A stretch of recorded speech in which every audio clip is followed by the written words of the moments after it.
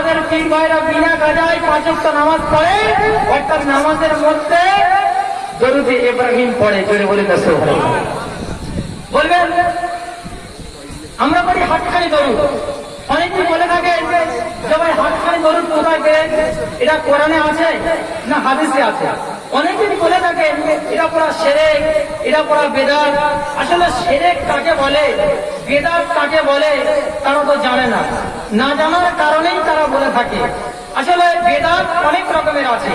যদি বলে যে তাদের ভাষায় তারা বলে রসুলের যুগে যেটা ছিল না, রসুল যেটা করেনি, সে নতুন করে কিছু আবিষ্কার করে, তার নাম হলো বেদাত।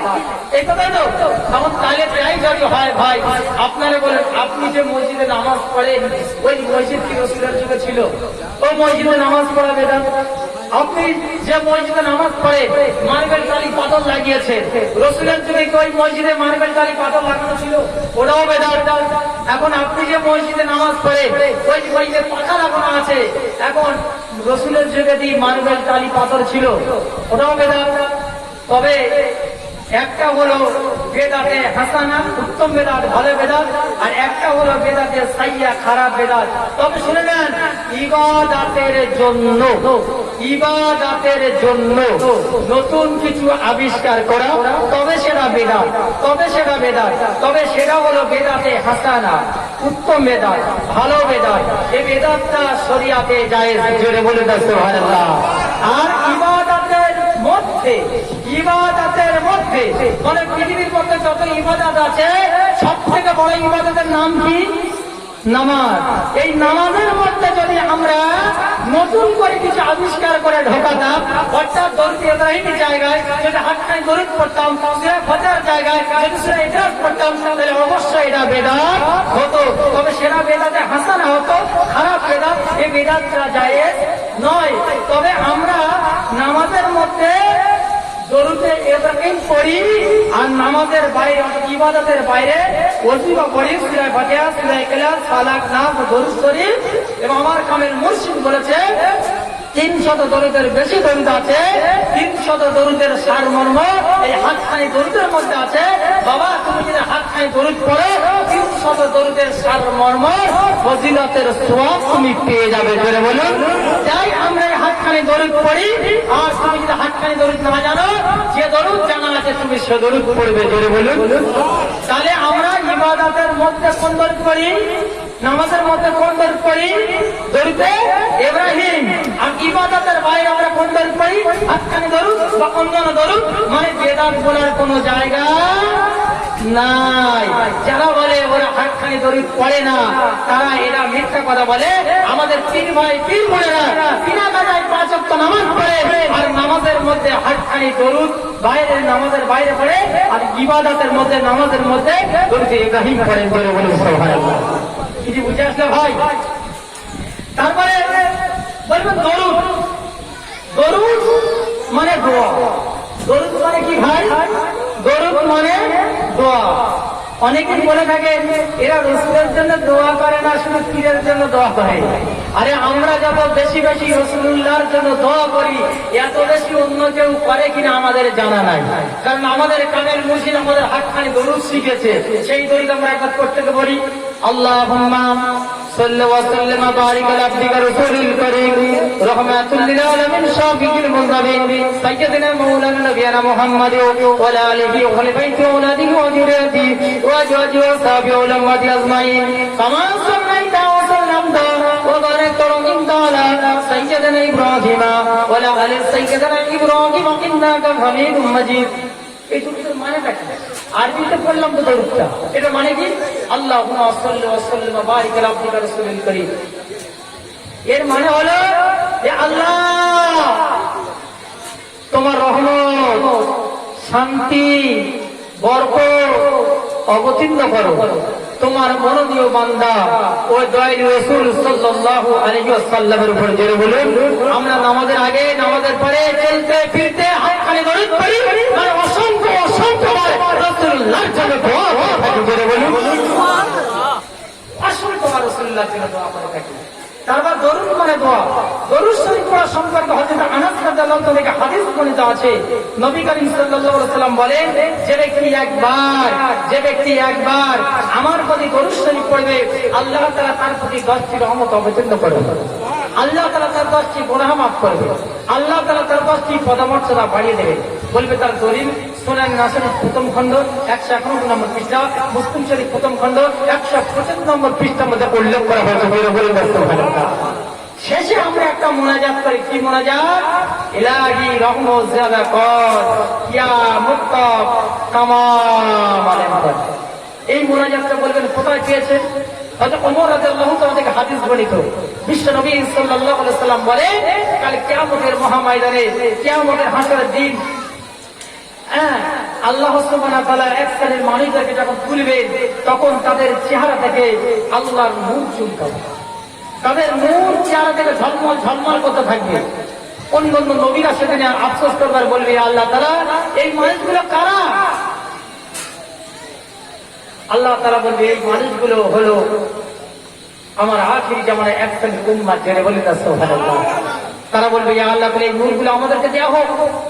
কিন্তু তাদেরকে দেওয়া হবে না। এক শ্রেণীর শহীদ আসবে, তারাও আল্লাহর কাছে আফসোস করে বলবে, আল্লাহ এই মানুষগুলো কারা?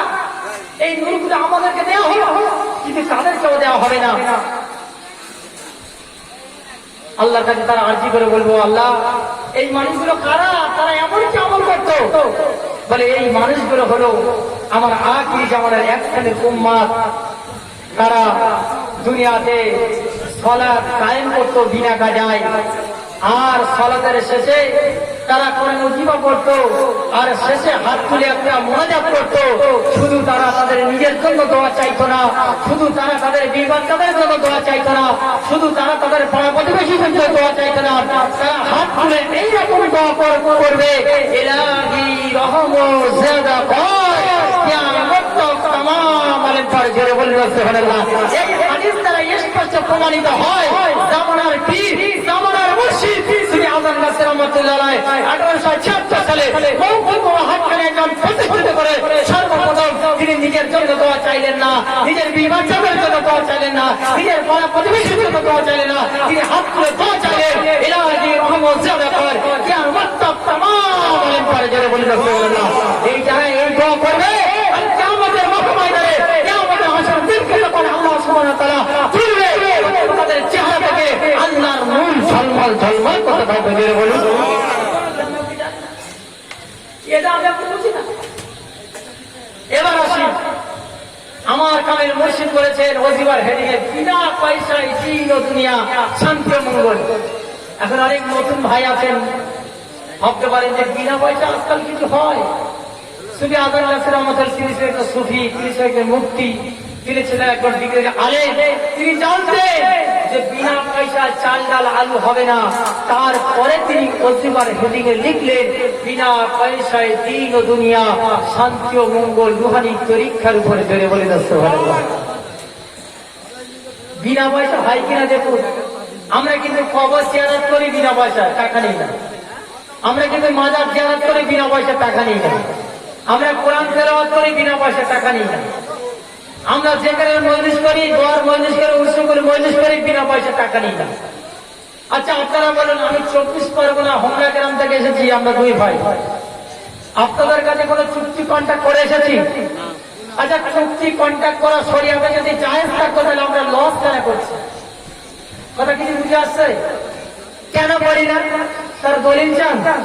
শুনে আল্লাহ রাসূল কেন করে না, তার দলিল দেখুন। ভাই, পারিশ্রমিকের বিনিময় মৃতদের ইসলাম সবের উদ্দেশ্যে কোরআন খতম করানো বা অন্য দোয়া কালাম ওয়াজিফা পড়ানো, এটা শরিয়াতে নাজায়েজ হারাম বলা হয়েছে। কারণ পারিশ্রমিকের বিনিময় পড়া হারাম, কোরআন পড়া হারাম নয়। কিন্তু কথা বুঝবেন, পারিশ্রমিকের বিনিময় মৃতদের ইসলাম সবের উদ্দেশ্যে কোরআন খতম করানো বা অন্য দোয়া কালাম ওয়াজিফা পড়ানো, এটা শরিয়াতে নাজায়েজ হারাম বলা হয়েছে। কারণ যিনি করছে তিনি কোনো নেকি পাবে না। ফলে মৃতদেহ রূহ আত্মার মাঠপাড়ানোর জন্য সে কোনো কিছু পৌঁছাতে পারবে না। আচ্ছা আপনারা বলেন তো ভাই, কোরআন করলে 10টা করে নাকি কে দেয়? প্রতি অক্ষরে 10টা করে নেকি কে দেয়? আচ্ছা আল্লাহ নেকি দিচ্ছে কিনা তার আগে জানি আমরা, তার আগে নেকি বিক্রি করছি, তাই যিনি করছে তিনি কোনো নেকি পাবে না। ফলে মৃত যখন রূহ আত্মার মাগফিরাতের জন্য সে কোনো কিছু পৌঁছাতে পারবে না। বলবো তার দলিল তাফসীর মারুল কোরআন সৌদি সংস্করণ 35 নম্বর পৃষ্ঠার মধ্যে উল্লেখ করা হয়েছে। পবিত্র কোরআন সূরার নাম সূরা বাকারা আয়াত নম্বর 41। আল্লাহ বলেছে আলা তাশতারু বিআয়াতি সামানান কালিলা। কথাটা ভালো করে বুঝবেন। আল্লাহ বলেছেন তোমরা আমার আয়াতের বিনিময়ে দুনিয়ার স্বল্প মূল্য গ্রহণ করো না। আল্লাহ নিষেধ করেছে, যদি করে আল্লাহ বলে যারা কোরআনের বিনিময়ে স্বল্প মূল্য গ্রহণ করিবে তাদের নিন্দা জানানো হচ্ছে এবং তাদের সম্পর্কে আল্লাহ তাআলা কঠোর বাণী উচ্চারণ করেছে। সূরা বাকারা আয়াত নম্বর 74 আয়াতে আল্লাহ তাআলা বলেন যারা কোরআনের বিধিবিধানকে গোপন করিবে এবং আয়াতের বিনিময়ে কোন দুনিয়ার নক্ষণ্য বস্তু গ্রহণ করিবে তাদেরকে আমার আল্লাহ পাক 4টে শাস্তি দিবেন। যেহেতু এখানে মাদ্রাসার অনেক ছাত্ররা আছেন, মাদ্রাসার হুজুররা আছেন, তালেবেরা আছেন, আপনারা দেখে নেবেন পবিত্র কোরআন সূরা সূরা বাকারা আয়াত নম্বর 74 আয়াতের মধ্যে আল্লাহ তাআলা কোট করে দিয়েছেন তাদেরকে আল্লাহ তাআলা 4টে শাস্তি দিবেন। প্রথম নাম্বার আল্লাহ তাআলা তাদের পেটে আগুন ভরপূর্ণ করে দিবেন। 2 আল্লাহ তাআলা কিয়ামতের দিন তাদের সাথে কোনো কথা বলবেন না। 3 আল্লাহ তাআলা তাদেরকে পাক করবে না পাক। 4 তাদেরকে কঠিন শাস্তি দেবে। কুরআন তেলাওয়াত করে ইসলাম প্রচার করে কোন বিনিময় কোন নবী করিম সাল্লাল্লাহু আলাইহি ওয়াসাল্লাম গ্রহণ করেননি। কাসির ইবনে কাসির রাদিয়াল্লাহু তাআলা থেকে হাদিস বর্ণিত আছে হাক্কানি আলেম নবী করিম সাল্লাল্লাহু আলাইহি ওয়াসাল্লামের হাদিস মিশকাত শরীফ 34 নম্বর পৃষ্ঠার মধ্যে উল্লেখ করা হয়েছে। হাক্কানি আলেম যারা তারা বলে নবী করিম সাল্লাল্লাহু আলাইহি ওয়াসাল্লাম কোন নবী রাসূল দ্বীনের দাওয়াত দিয়ে ধর্ম প্রচার করে ইসলাম প্রচার করে তারা কাছে কোনো বিনিময় কোনো চুক্তি পাল্টা গ্রহণ করেনি। তাহলে আমরা নবী করিম সাল্লাল্লাহু আলাইহি ওয়াসাল্লামের অরিজিত হয়ে থাকি। আমরা দ্বীনের দাওয়াত দিয়ে ধর্ম প্রচার করে ইসলাম প্রচার করে তাদের কাছে কোনো বিনিময় কোনো চুক্তি পাল্টা গ্রহণ করতে পারি না। বলে কিছু বুঝে আসে। কিন্তু যে আলে আল্লাহর পথে আহ্বান করিবার বিনিময় টাকা পয়সা গ্রহণ করে সে কিছুতেই নবী করিম সাল্লাল্লাহু আলাইহি ওয়াসাল্লামের ওয়ারিস বলিয়া দাবি করিতে পারে না। কথা কিছু বুঝে আসছে। তাই জামানার পীর জামানার মুর্শিদ সুফি আজম কাছে রাহমাতুল্লাহ আলাইহি 1876 সালে মৌখিকভাবে হাক্কানি আঞ্জুমান প্রতিষ্ঠিত করে 1,24,000 পয়গম্বর রাসূল যেভাবে দ্বীনের দাওয়াত দিয়েছেন, যেভাবে ধর্ম প্রচার করেছেন, যেভাবে ইসলাম প্রচার করেছেন, আজ পর্যন্ত তিনি গোটা বিশ্বের মানব জাতির কাছে সেভাবে দ্বীনের দাওয়াত দিচ্ছেন। কারো কাছে কোনো বিনিময়, কোনো পুরস্কার, কোনো চুক্তি পাল্টা গ্রহণ করে না। সুবহানাল্লাহ। এটা হাদিস এবং কোরআন বলছে, দেখুন কোরআন হাদিস এবং কোরআন বলছে সূরা আনাম আয়াত নম্বর 90 আল্লাহ বলেন নবী সাল্লাল্লাহু আলাইহি সাল্লাম আপনি ঘোষণা করে দিন যে আমি আল্লাহর কাজের জন্য তোমাদের নিকট কোনো পারিশ্রমিক চাই না। ইয়াতে একমাত্র বিশ্ব জগতের উপদেশ আল্লাহ তাআলা আল্লাহর রাসূলের কাছে বলছে যে আমি তোমাদের কারো কাছে কোনো বিনিময়, কোনো পুরস্কার, কোনো চুক্তি পাল্টা গ্রহণ করি না। বলবেন কোথায় আছে? সূরার নাম সূরা আনাম আয়াত নম্বর 90। তারপর আল্লাহ বলছে ওয়ামা আসআলুকুম আলাইহি মিন আজরি ইন আজরিয়া ইল্লা আলা রাব্বিল আলামিন। পবিত্র কোরআন সূরার নাম সূরা শুআরা আয়াত নম্বর 109। আল্লাহ পাক রব্বুল আলামিন বিশ্ব নবী জনাব মুহাম্মদ রাসূলুল্লাহ সাল্লাল্লাহু আলাইহি ওয়াসাল্লামকে জানিয়ে দিয়েছেন, বলছেন আমি তোমাদের নিকট এর জন্য অর্থাৎ ইসলাম প্রচার কাজের কোনো প্রতিদান চাই না। আমার পুরস্কার বিশ্ব মাবুদের প্রভুর নিকট। বলুন বিশ্ব নবী বলছেন আমার বিনিময় দেওয়ার আল্লাহ। সুফি আজম কাসির রহমাতুল্লাহ আলাইহি সেই নবী করিম সাল্লাল্লাহু আলাইহি ওয়াসাল্লামের ওয়ারিস হিসাব হয়ে তাই তিনি বলেছেন আমি কারো কাছে বিনিময় চাই না, আমার বিনিময় দেবে আমার আল্লাহ। জোরে বলুন সুবহানাল্লাহ। ভাই মেহেরবানি করে প্রত্যেকে দরুদ শরীফ পড়তে পড়তে সামনের দিকে সরে আসেন। প্রত্যেকে দরুদ শরীফ পড়তে পড়তে সামনে সরে আসেন। পিছনের ভাইদেরকে একটু বসার ব্যবস্থা করে দিন। পিছনের ভাইরা দাঁড়িয়ে আছে, মেহেরবানি করে প্রত্যেক অনুরোধ করবো পিছনের ভাইদের একটু বসার ব্যবস্থা করে দিন। তারপরে বলবেন যদি নেয় তাদের অবস্থা কি হবে? পবিত্র কোরআন সূরার নাম সূরা ফুরকান আয়াত নম্বর 57 আল্লাহ বলছে হে নবী আপনি বলুন ইহার জন্য তোমাদের নিকট কোনো প্রতিদান চাই না। তবে যে ইচ্ছা করে সে তার রবের কথা অবলম্বন করতে পারে, যে ইচ্ছা করে সে আল্লাহর হুকুম মানতে পারে, নাও মানতে পারে। সূরা ফুরকান আয়াত নম্বর 57। আল্লাহর হুকুম যারা মানবে তারা যাবে আল্লাহর জান্নাতে, আল্লাহর হুকুম যারা না মানবে তারা যাবে জাহান্নামে। কিয়ামতের দিন আল্লাহ তাআলা তাদের সাথে করে কথা বলবে না, কিয়ামতের দিন আল্লাহ তাআলা তাদেরকে পাক করবে না, তারা নাপাক, তাদের পেটে আগুন অগ্নি দিয়ে ভরপুর করে দেবেন, তাদের স্থানটা হবে জাহান্নাম।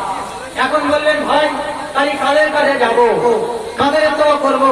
পবিত্র কোরআনকে জিজ্ঞাসা করে দেখি, পবিত্র কোরআন কি বলে? পবিত্র কোরআন পারা নম্বর 22, সূরার নাম সূরা ইয়াসিন, আয়াত নম্বর 21। আল্লাহ কি বলেছে দেখুন, আল্লাহ বলেছেন ইত্তাবিউ মান লা ইয়াসআলুকুম আজরা ওয়া হুম মুহতাদুন। আল্লাহ বলেছে তোমরা ওই ব্যক্তিদের অনুসরণ করো যারা তোমাদের নিকট কোনো পারিশ্রমিক বা পুরস্কার চায় না, তারাই হলো মুহতাদুন, তারাই হলো হেদায়েত প্রাপ্ত। বলে সুবহানাল্লাহ। সূরা ইয়াসিনের আয়াত নম্বর 21 থেকে যদি লক্ষ্য করে দেখি, আমাদের কামেল মুর্শিদ সুফি আযম গাছী রাহমাতুল্লাহ আলাইহি এবং তার খলিফাগণেরা তারা কারাগারে করে বিনিময় কোনো পুরস্কার, কোনো চুক্তি কন্ট্রাক্ট গ্রহণ করে না। নিঃসন্দেহ এনারা সব মুহতাদুন আছেন। জোরে বলুন সুবহানাল্লাহ। সমস্ত নবী করিম সাল্লাল্লাহু আলাইহি ওয়াসাল্লাম ইসলাম প্রচার করেছেন বিনা পয়সায়। সমস্ত নবীগণ ধর্মের বাণী প্রচার করেছেন, ওয়াজ নসিহত করেছেন বিনা পয়সায়। ধর্ম প্রচারের বিনিময় চুক্তি করা, কন্ট্রাক্ট করা, এটা শরিয়াতে নাজায়েজ, হারাম বলা হয়েছে। দেখতে হলে দেখে নেবেন সূরা আনাম আয়াত নম্বর 90, সূরা ফুরকান আয়াত নম্বর 57, সূরা শুআরা আয়াত নম্বর 109, সূরা সাদ আয়াত নম্বর 86, সূরা বাকারা আয়াত নম্বর 74, সূরা শুআরা আয়াত নম্বর 145, সূরা ইয়াসিন আয়াত নম্বর 21, সূরা হুদ আয়াত নম্বর 29, সূরা বাকারা আয়াত নম্বর 41, সূরা শুআরা আয়াত নম্বর 127।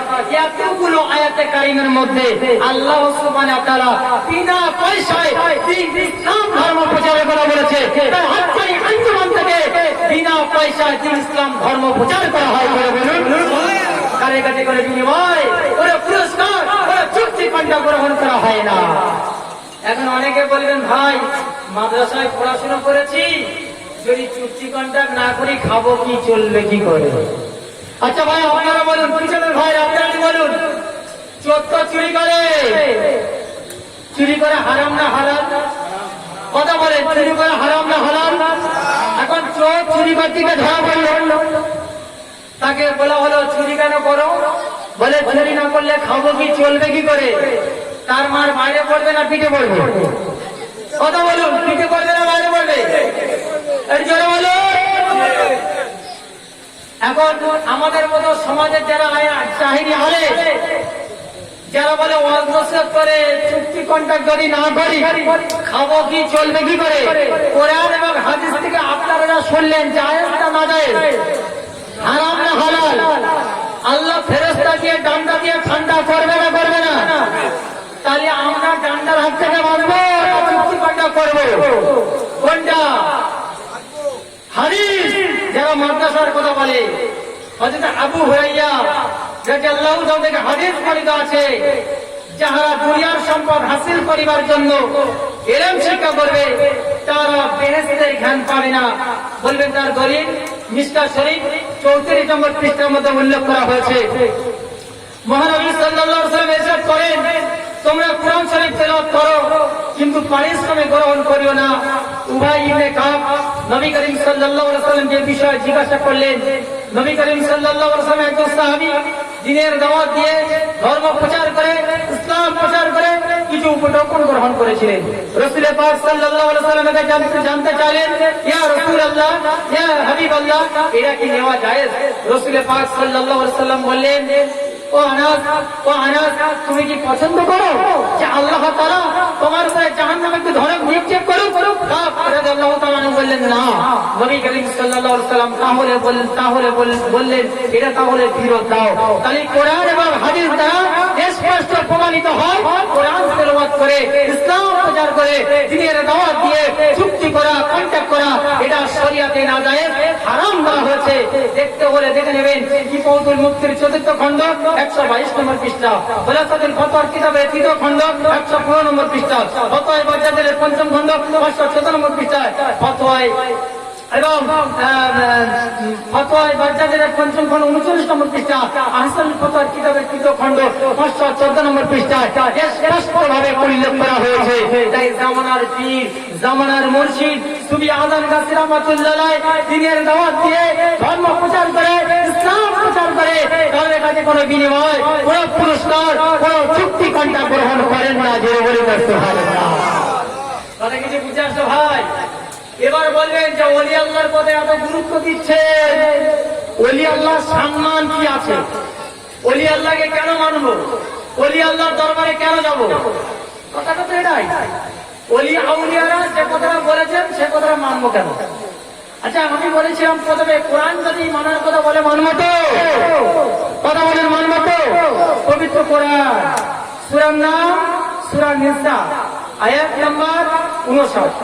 আল্লাহ তাআলা বলেছেন পবিত্র কোরআনে, আল্লাহ বলেছেন তোমরা আমি আল্লাহ আমাকে অনুসরণ করো এবং আমার রাসূল পাক সাল্লাল্লাহু আলাইহি ওয়াসাল্লাম অনুসরণ করো এবং তোমাদের মধ্যে নেককার সালেহিন আউলিয়া বান্দাদের অনুসরণ করো। জোরে বলুন। আচ্ছা, আউলিয়া বান্দাদের অনুসরণ কথা কে বলেছে? আল্লাহ বলেছে। এবং কোন ওলি আল্লাহদের মানতে হবে সেটা পবিত্র কোরআনে আল্লাহ তাআলা কোট করেছে। পবিত্র কোরআন সূরার নাম সূরা আলে ইমরান, আয়াত নাম্বার ১১০ আল্লাহ তাআলা বলেছেন তোমাদের মধ্যে সর্বকালে এমন একটি দল থাকা অবশ্য দরকার। আল্লাহ পৃথিবীর মানব জাতিকে লক্ষ্য করে বললেন, হে পৃথিবীর মানব জাতিরা, এখানে আল্লাহ তৌহিদ, আজানবাজি, ফুরফুরা, আহলে হাদিস নাম ধরে বলেন।